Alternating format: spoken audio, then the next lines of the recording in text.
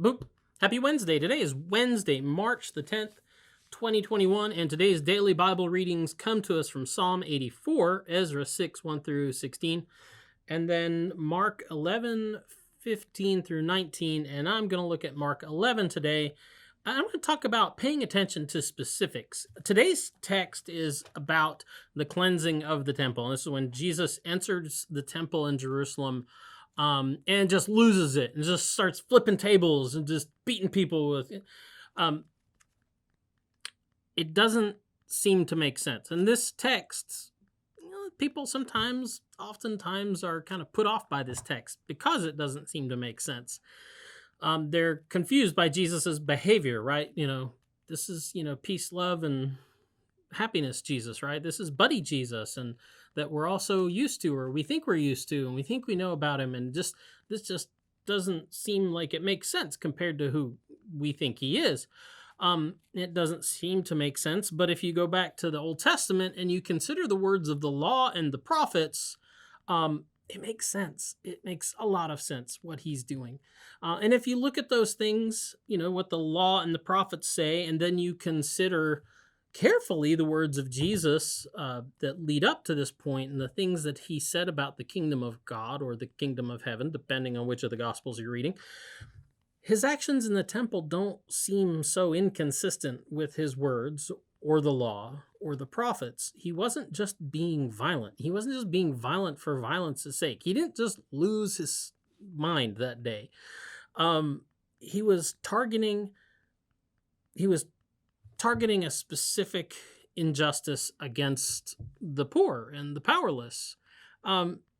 So we've got these specific thing that we need to pay attention to in here. And it's not just that he goes in and he just starts attacking everybody and flipping anything, look, I don't like that desk.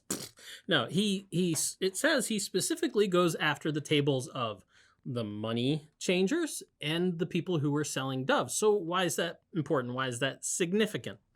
And I'm going to let you in on a clue.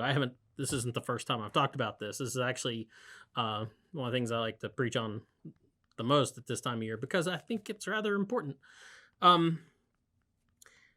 So doves, as you remember from having read the entire Old Testament, really, especially, the Pentateuch, right? That means first 5 books of the Bible, especially Exodus, Leviticus, Numbers, Deuteronomy. You remember that doves were set aside, doves and pigeons and turtle doves were set aside as an offering for those, a sacrificial offering set aside and reserved for those who couldn't really afford, a much more substantial offering, a much more substantial gift. People that they were doing well to be able to afford to buy this little dove when, the sacrifice, what they would really like to be able to offer, everybody'd like to be able to bring a calf in or a goat or, ram or, a nice juicy, plump, tender sheep. But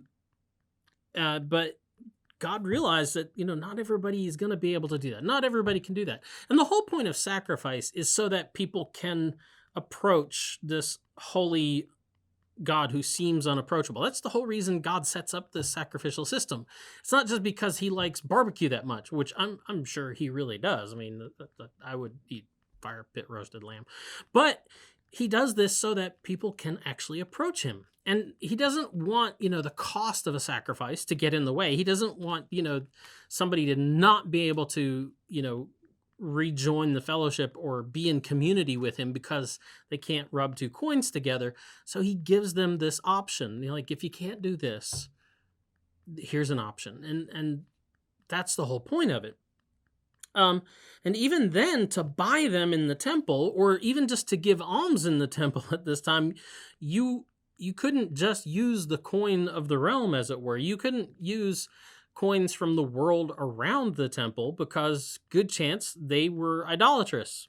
In other words, they had, either a graven image of Caesar or whoever else was in control in whatever part of the world you were in. If you had come out of, like the Greek area, like if you came from Athens, good chance you actually had a pagan idol. You had maybe Athena, your representation of her, on your coins. that wasn't acceptable in the temple. And so, you had to go to the money exchangers in order to actually use the services up there. You had to take your coins, your silver coins, your gold coins, whatever it was, and exchange them. And you may or may not have gotten the exact value back, right? It's kind of like going to Chuck E. Cheese. You can't just put your own quarters in the machine. No, you got to buy Chuck E.'s special coins, right? And you always get the feeling that Chuck E.'s coins somehow are worth a lot more than U.S. currency, right? So, and that's the deal. These were all opportunities where it was most likely the point at which people could be and most likely were taken advantage of. Let me put it that way. So here you got somebody that they can't afford. They can barely afford a dove. And so they come to this marketplace, which is questionable whether or not it should have been there. Matter of fact, it wasn't like they put it, where it was just for everyone. They put it in the court of the Gentiles, right? Which is the area reserved so that Gentiles too could worship at the temple. They weren't allowed into the inner precincts, but they put this market there, right? So this place that was supposed to be, like he says, a place of prayer for the nations becomes this den of thieves.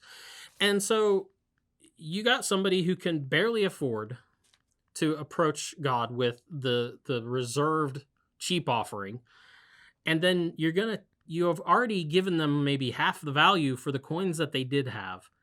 And then maybe even the doves are either high-priced, overpriced, or just not even good enough quality that they should even be presented at the altar. Because that was a thing too, which from reading the Old Testament. God was a stickler about what you put on the altar. So you're cheated on the value of your money. You're cheated on the cost and the quality of the dove, maybe even prevented from offering the gift to God altogether, prevented from being restored to fellowship with God. So think of Jesus's mother. Remember, we read that earlier, presenting her gift of turtle doves, right, for her cleansing after Jesus's birth. That's so she could be restored to fellowship after that time. Think of the lepers that Jesus cleansed and then told them to go to the temple and present the offering that the law of Moses tells them to, and in other words, do what Moses said now, and so you can be restored to fellowship. Keeping people away from God when God is doing everything he possibly can to allow them to be in fellowship with him, that's just a bad thing. Kind of makes you want to flip some tables. Anyway, that's the DBR for today. We'll be back tomorrow. Get outside. Enjoy this weather, this wonderful spring we're having. We'll talk to you later. Boop.